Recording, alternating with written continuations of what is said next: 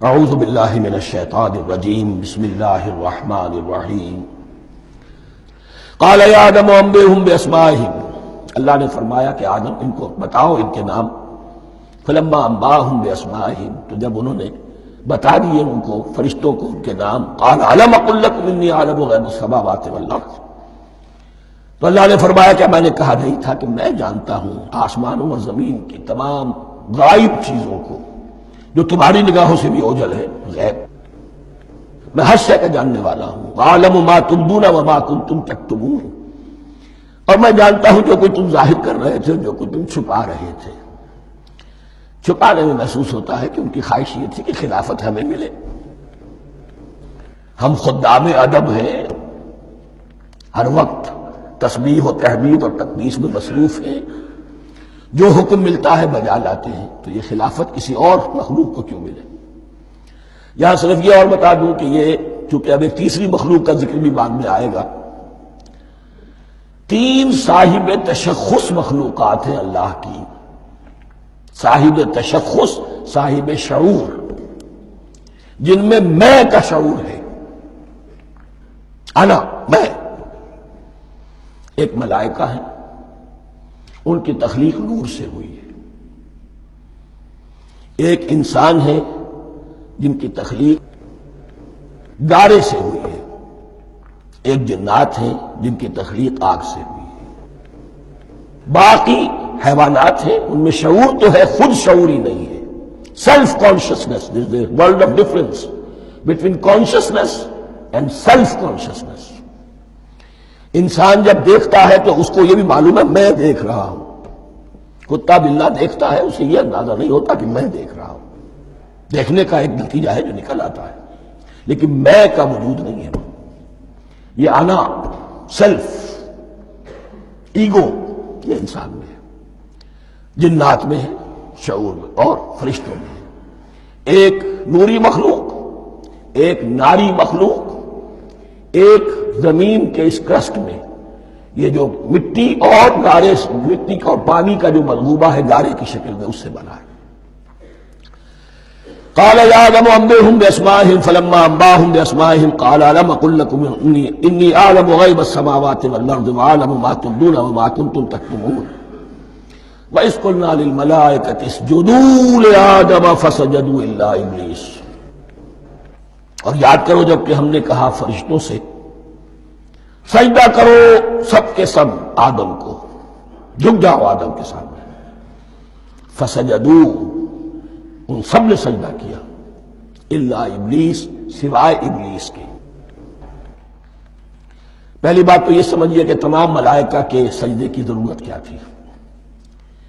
کیا یہ صرف تعظیماً تھا؟ اور تعظیماً اگر تھا تو کیا آدم خاکی کی تعظیم تھی یا کسی اور شے کی تعظیم تھی؟ مکی صورتوں میں یہ بات 2 جگہ واضح کی گئی ہے. فَإِذَا سَوَّيْتُهُ وَنَفَخْتُ فِيهِ مِن رُوحِي فَقَعُوا لَهُ سَاجِدِينَ. جب میں اس آدم کی تخلیق مکمل کر لوں اور اس میں اپنی روح میں سے پھونک دوں، تب گر پڑنا اس کے سامنے سجدے میں.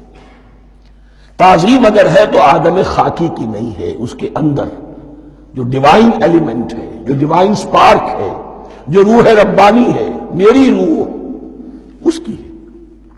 اور نمبر 2، اس کی حکمت کیا ہے، علت کیا ہے، غرض و غایت کیا ہے؟ جیسا کہ میں نے عرض کیا، اس کائنات کی اس حکومت کے کارندے تو وہ ہیں. خلیفہ بنایا جا رہا انسان کو، جب تک یہ ساری سول سروس اس کے تابع نہ ہو خلافت کیسے کرے گا؟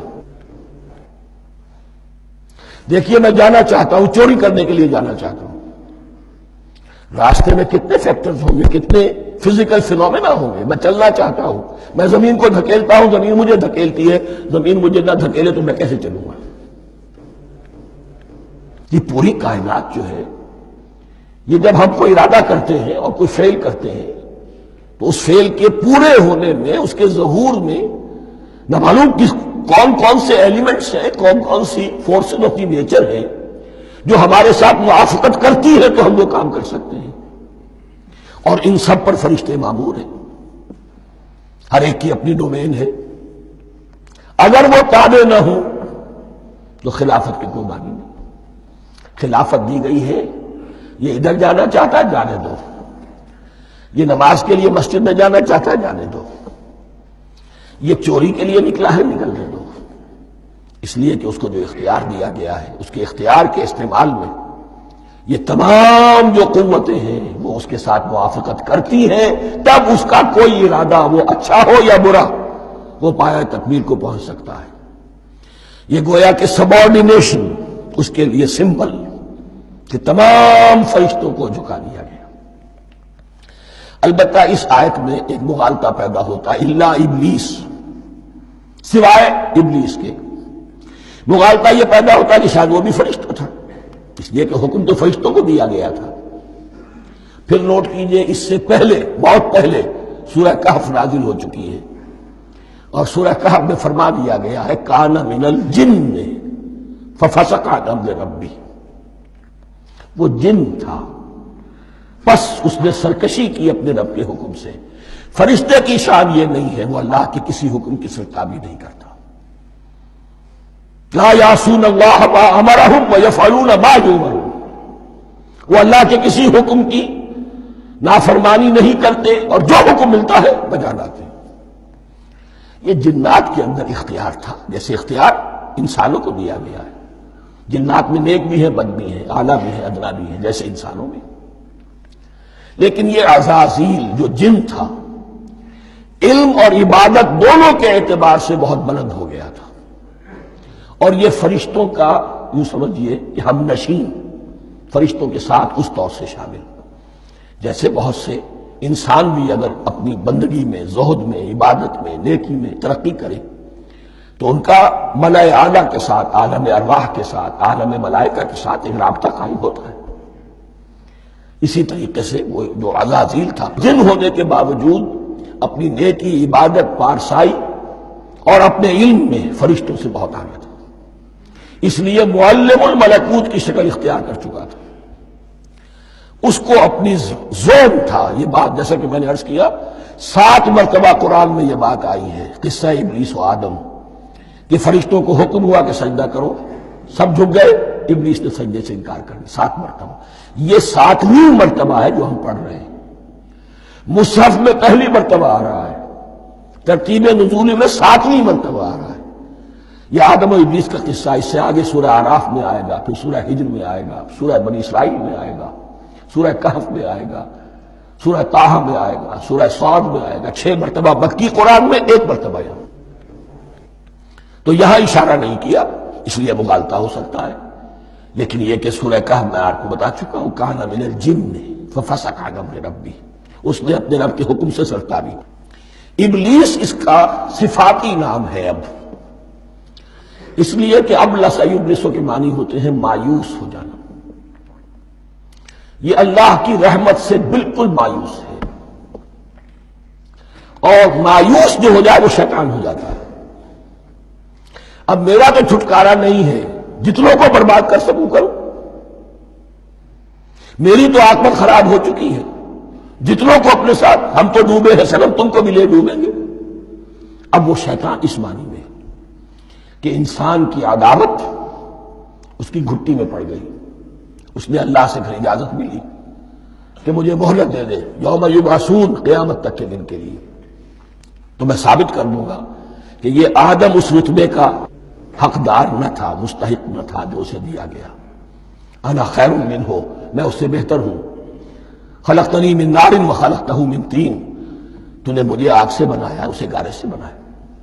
لیکن یہ تکبر ہے در حقیقت کہ جس نے اسے راندہ درگاہ حق کر دیا۔ وَإِذْ قُلْنَا لِلْمَلَائِكَةِ اسْجُدُوا لِآدَمَ فَسَجَدُوا إِلَّا إِبْلِيسَ أَبَىٰ وَاسْتَكْبَرَ، ابا اس نے انکار کیا، واستكبر اور تکبر کیا، استکبار کیا، وَكَانَ مِنَ الْكَافِرِينَ۔ کانا عربی زبان میں 2 طرح کا ہوتا ہے، تامہ، ناقصہ۔ ایک معنی یہ ہو سکتے ہیں کہ ہو گیا، اب اپنے اس استکبار اور انکار کی وجہ سے کانا من الکافرین، وہ کافروں میں سے ہو گیا۔ ایک کانا تامہ ہوتا تھا ہی کافروں میں سے، یعنی اس کے اندر سرکشی چھپی ہوئی تھی، اب ظاہر ہو گئی۔ یہ معاملہ ہوتا ہے، کسی شخص کی بدنیتی اس کے اوپر پردے پڑے رہتے ہیں نیکی کے، زہد کے، کسی خاص وقت میں آ کر وہ ننگا ہو جاتا ہے، اور جو اس کے اندر تھا اصل اس کی حقیقت وہ سامنے آ جاتی ہے، اس کا امکان ہے۔ تو دونوں معنی اس کے ہو سکتے ہیں۔ صدق اللہ العظیم۔